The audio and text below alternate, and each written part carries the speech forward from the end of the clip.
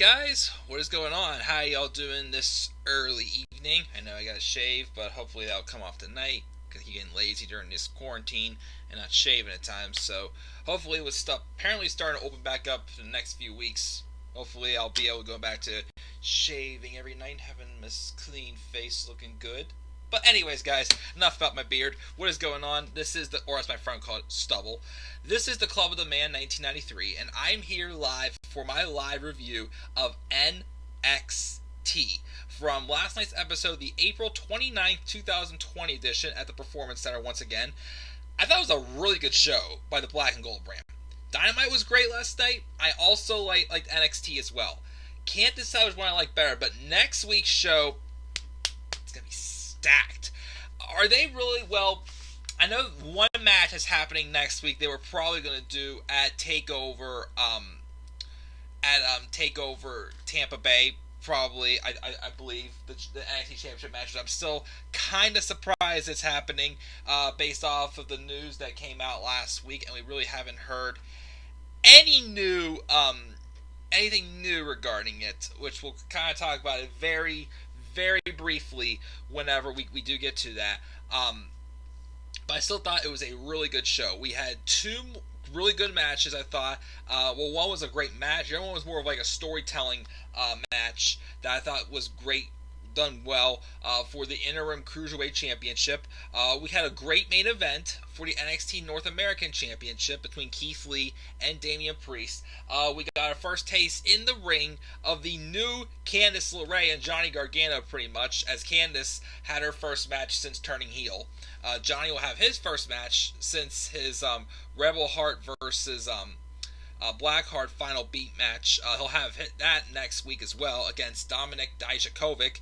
And also next week we will get the arrival of Karrion Kross, formerly Killer Kross. He's going to be Karrion Kross in NXT, and Scarlett as well. But that's, of course, for next week as I'm hyping up. And, of course, two other things. But, of course, next week's show is going to be stacked, and I cannot wait. This week's show, I gotta say, though, still was pretty good. I thought this was a really, really good show. I thought we had a lot of story development, a lot of interesting stuff happening for sure, and lots to talk about. Let's roll right into this review. We opened up with the first of the two interim Cruiserweight Championship matches. El Hijo del Fantasma taking on Isaiah Swerve Scott. It is their second matches for each of these guys. In this round robin style tournament from, I think, Group A, I think they are. Group A or Group B, one of the two, I can't remember. Anyways, though, a great match, excellent for sure.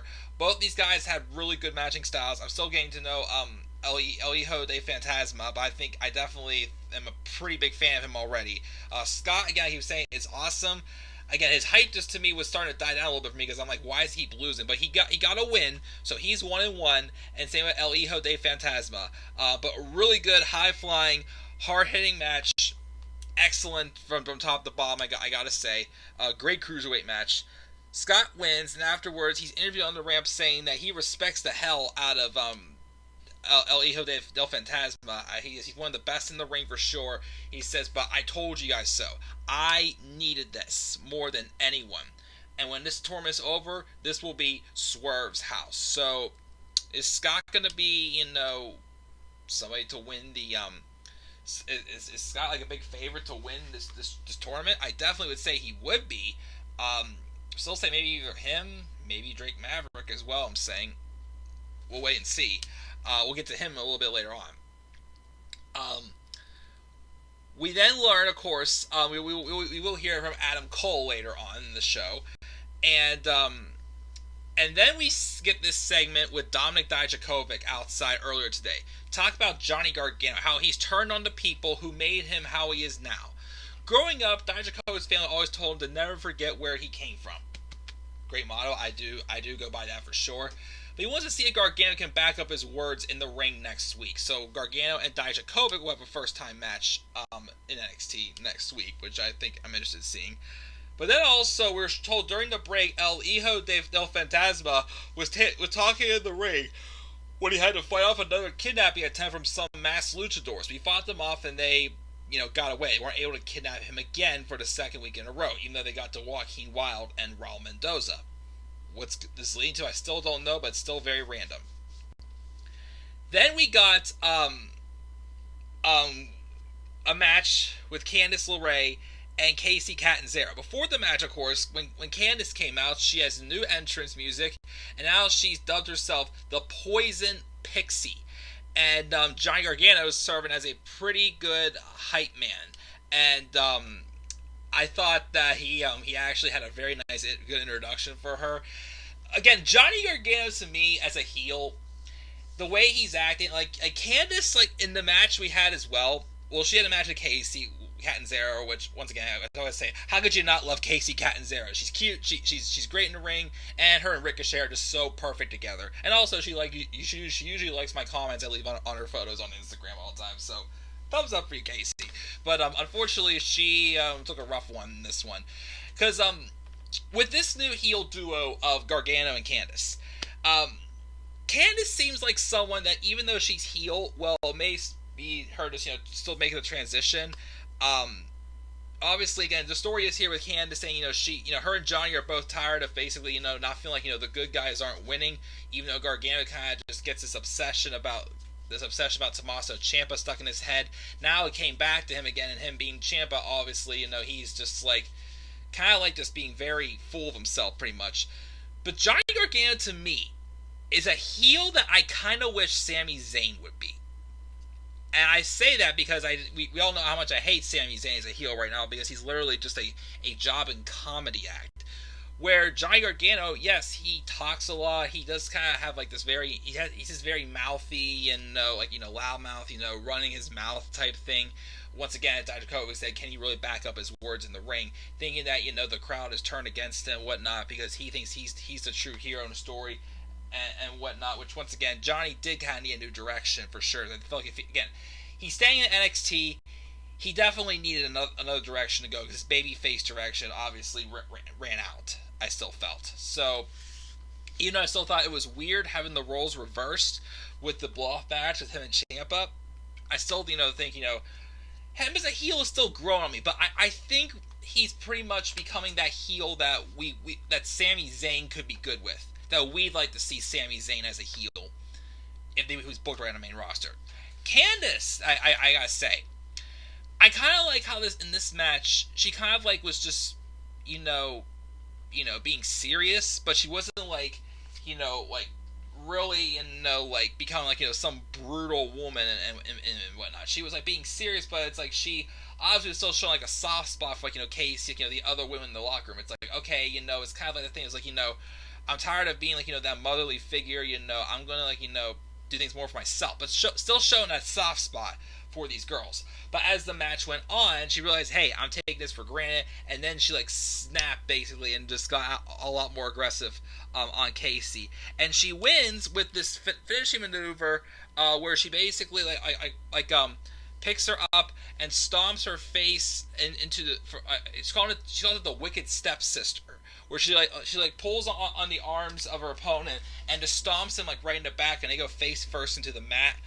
Afterwards, though, that was not enough to satisfy her, as Johnny's escorting her out, but then Candice rushes back in and puts the Gargano escape on Casey, and of course Gargano just smiles because he's just super proud of his wife, and his wife kisses him on the cheek.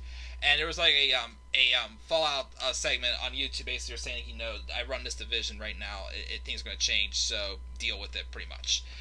I liked it. I mean, the only thing that's still bugging me about Candice being a heel is that I've started to feel like there's too many bigger names in this division for women in NXT that are heels. I mean, we still got Mia Yim, who's a baby face, but I still think, she's not really.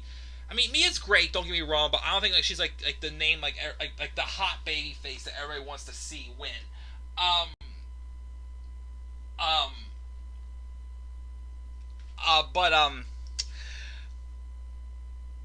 But Candice LeRae as a heel, I think is doing good. I already mentioned Mia. Tegan Nox is still building up. Like, there's not really like a hot baby face. Well, there is Rhea Ripley, but Rhea's not around right now, so I don't know if she'll be the one to take the title of Charlotte. But it's Charlotte's gonna be having like these bigger matches against people who like are heels, I think. So that's still the only gripe I have about Candice turning heel I mean, I liked what I saw with this, but like I said, there started becoming a little too many big name heels. Like, they're the ones that, we want to see get the title shots, and not too many, baby faces. Like, Mia getting a title shot, I'm fine with that. I like Mia, but to me, she's not lighting the world completely on fire as a baby face. She's not like that. She doesn't have that, like, Johnny Gargano babyface or Daniel Bryan babyface, like, momentum. Like, someone that you're dying to see win the title, pretty much, as a babyface in NXT right now for the women. Which is, again, something I only gripe, but still. I like this, so I look forward to seeing where this goes further, for sure, with Candice and Johnny. Damian Priest is pacing around backstage. He knows Keith's hurting, but tonight he finally gets to finish what he started. At the end of the night, Lee will be basking in his glory. We had this segment with Matt Riddle and Timothy Thatcher, again, who is temporarily replacing Pete Dunne as tag team champion. He knows there's been a lot of criticism of WWE throwing tag teams together. Probably directed towards me, because I've definitely said that. But him and Stallion Pete are real bros. He knows Thatcher is like the back of his hand. If he knew the back of his hand for 2 weeks. So, prove they belong together. They're going to play the newly bro game with Byron Saxton. Byron introduces them and mentions how Timothy Thatcher once popped a man's eye out, which had a laughing track, which they had like a lot of sound effects in the background as a game show. Then Matt makes a wake and bake joke when the topic comes to what he had for breakfast. They get the first 3 clues through some wacky hijinks, but when Saxon's going to take them to a speed round, Imperium attacks, and they lay them. Well, first they took out Riddle, then like Thatcher was getting the upper hand on them, and then but then they eventually were able to take down Thatcher as well. I was a little confused though, because even though I'm not a fan of them at all, that Ender Sheer, Malcolm Bivens tag teams, Ender Sheer, weren't they basically kind of teasing me the next tag team champions next? I don't know. Like, I kind of hope Imperium's not going to treat it as just that that holdover feud until they give it to Ender Sheer. Even though, once again, I'm still not the biggest fan of them. Again, so I like Imperium, and I definitely think they should have been NXT UK tag team champions for sure by now. I still don't get why they have them on Gallus. But interesting segment, and I think the match with Imperium and then Riddle and Thatcher, or Riddle and Dunn, whenever if Dunn ever gets to come back over to the United States, happens, I think it would be good. But again, we'll see. I just hope the Imperium's not being treated like kind of like a holdover feud until they get to Ender Sheer, which again I still wouldn't be a fan of when it goes out really like that tag team. We then have a Make-A-Wish celebration video. Then we have a backstage segment with Adam Cole, mentioning how Regal says he has to defend his NXT title against Velveteen Dream next week, which I'm still surprised they're going through with this, seeing what's going on with Velveteen Dream being investigated right now. I haven't heard anything new ever since Velveteen Dream posted out a tweet saying he has a third party looking into this with him.